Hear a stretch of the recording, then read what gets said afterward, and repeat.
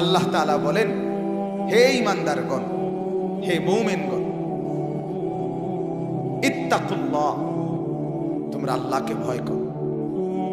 ওয়াল তানজুর নাফসুম মা কদ্দামাত লিগাদ, এবং প্রত্যেকেই লক্ষ্য করো, হিসাব করো, নজর দাও কি মা কদ্দামাত লিগাদ, আগামীকাল কিয়ামত তার জন্য কি পাঠিয়েছে। ওয়াত্তাকুল্লাহ, আল্লাহ তাআলা বলে, বান্দা আবারও বলছি, কথাটাকে গুরুত্ব দিও, ফেলায় ফেলায় ফেলে দিও না। ওয়াত্তাকুল্লাহ, আমি আল্লাহকেই ভয় করি।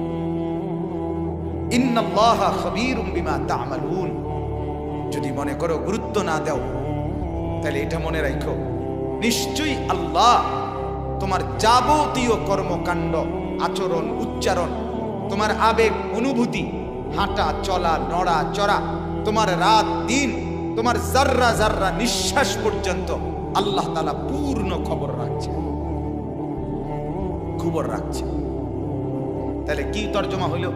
হে ঈমানদারগণ, তোমরা আল্লাহকে ভয় করো, প্রত্যেকেই হিসাব করো, খেয়াল করো, মুহাসাবা করো যে তোমরা প্রত্যেকেই আগামীকাল কিয়ামতের জন্য আজ কি পাঠিয়েছ। এবং আল্লাহ বলেন, আবারও বলছি, বান্দা আমাকেই ভয় করো, আমি কিন্তু তোমাদের সব কিছু পূর্ণ খবর রাখছি, খবর রাখছি।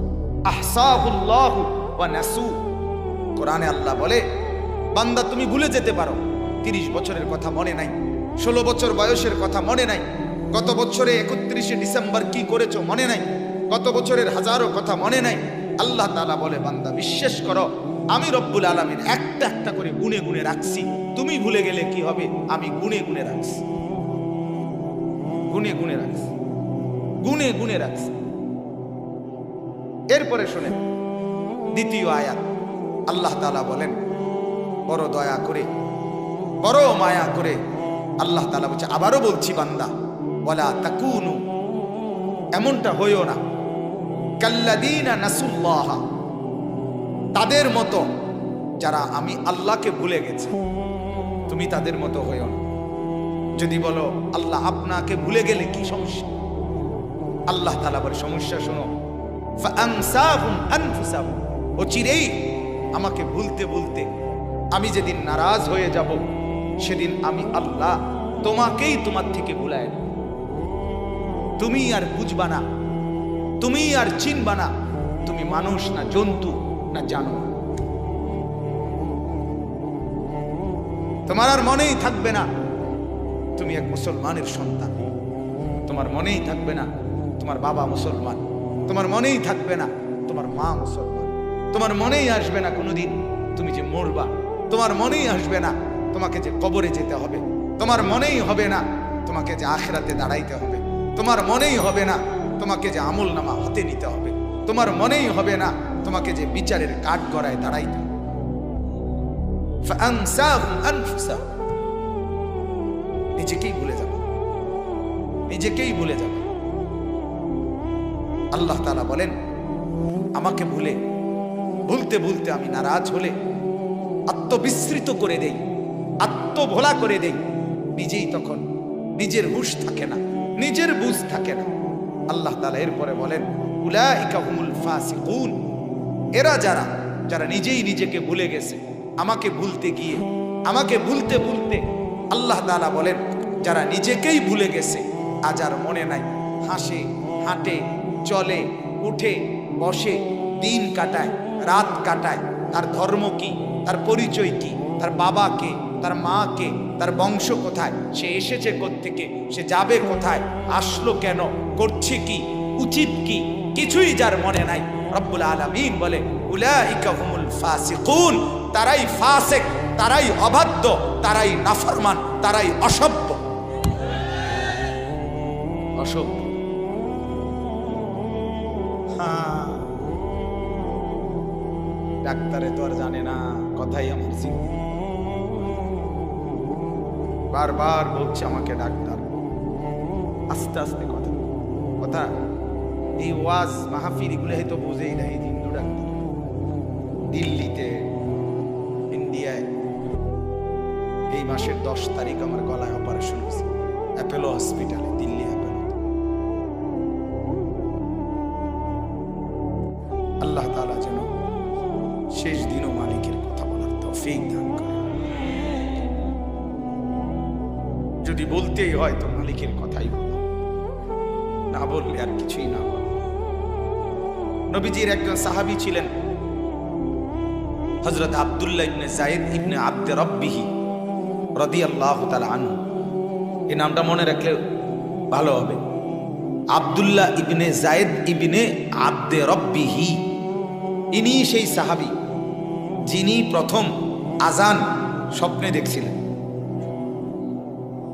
আগের দিন রাত্রে মিটিং হয়েছে মানুষকে আজান নামাজের জন্য কিভাবে ডাকবে, বিভিন্ন সাহাবী বিভিন্ন মাশওয়ারা দিছে, বিভিন্ন জন নবীজি অমীমাংসিত রেখে উঠে গেছে, ওই দিন ফয়সালা দেয় নাই। এই রাত্রিবেলা যিনি প্রথম আজানের বাক্যগুলো স্বপ্নে দেখছে, সকালবেলা নবীজির কাছে এসে বলছে, ইয়া রাসূলুল্লাহ, আমি রাত্রিবেলা দেখছি ফেরেশতা একজন ব্যক্তি আমাকে এগুলো বলছেন। আল্লাহ নবী সাল্লাল্লাহু আলাইহি ওয়াসাল্লাম সেই কথাগুলো গ্রহণ করে হযরত বেলালকে দিয়ে আজান দেওয়াইছেন। ইনি এই সাহাবী হযরত আব্দুল্লাহ ইবনে যায়েদ ইবনে আব্দে রব্বিহি রাদিয়াল্লাহু তাআলা আনহু। এই সাহাবী তারিখের কিতাবে আছে যেদিন আল্লাহ নবী সাল্লাল্লাহু আলাইহি ওয়াসাল্লাম ইন্তেকাল করছেন, মদিনার মধ্যে এই আওয়াজ উঠছে সোমবার দিন জোহরের নামাজের আগ মুহূর্তে, সরদারে দু আলম সুলতানে মদিনা শাহে মদিনা মুসদ্দিকুল আম্বিয়া নবীউল আম্বিয়া নবীয়ে দো জাহান নবীয়ে দো শাহা নবীয়ে দো আলম,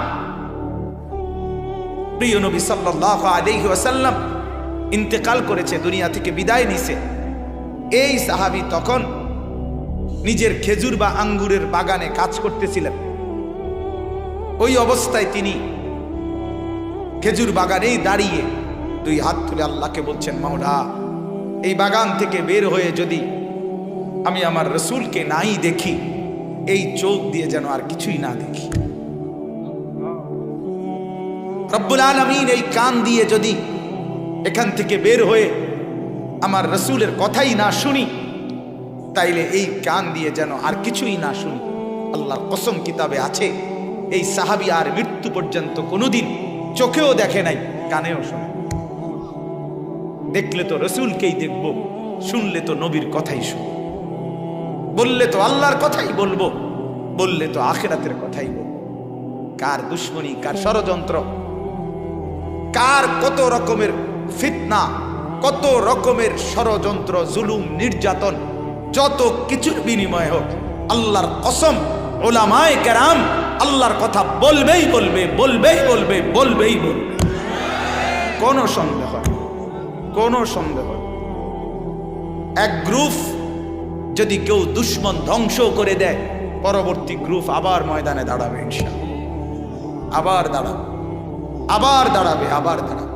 প্রতিদিন হাফেজে কোরআন হচ্ছে, প্রতি মিনিট মিনিট, প্রতি ঘন্টায় ঘন্টা, প্রতিদিন প্রতিদিন লাখ লাখ মুসলমান নিজের বাচ্চাকে মাদ্রাসায় ঢুকাচ্ছে, কোরআনের সবক দিচ্ছে।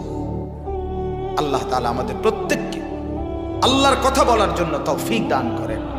আমার ভাই, আমরা সবাই জিম্মাদার, সবাই জিম্মাদার। আমাদের প্রত্যেকের দাওয়াত, জিম্মাদারি দাওয়াত, আল্লাহর দিকে ডাকা। এটা শুধু আমার না, মাওলানা হারিসউদ্দিন সাহেবের না, এই ওলামাদের না, এই ওলামাদের না, বরং আপনাদেরও জিম্মাদারি। আপনার আপনার আপনার আপনার যুবক ভাই, তোমার হাত ধরে বলি, বন্ধু, তোমারও দায়িত্ব মানুষকে আল্লাহর দিকে ডাকা, আখিরাতের দিকে ডাকা, গুনার দিকে না, গুনার দিকে না, অশ্লীলতার দিকে না, উলঙ্গ ছবির দিকে না, নর্তকীর নাচের দিকে না, বরং আল্লাহর দিকে ডাকা। এটা প্রত্যেকটা মুসলমানের, যুবক, বৃদ্ধ, বালেক, প্রত্যেকের জিম্মাদারি, প্রত্যেকের দায়িত্ব। দাওয়াত ও তাবলীগ নির্দিষ্ট একটা গ্রুপের দায়িত্ব না, গোটা উম্মতে মুসলিমার দায়িত্ব। গোটা পৃথিবীর মানুষ, গোটা পৃথিবীর কোটি কোটি বেঈমান কাফের, সবার আমাদের কাছে তাদের একটা আমানত আছে। প্রত্যেকের, সমস্ত কাফের, ইহুদি, খ্রিস্টান, হিন্দু, বৌদ্ধ, নাস্তিক, মুরতাদ, তাদের একটা আমানত আমাদের কাছে আছে।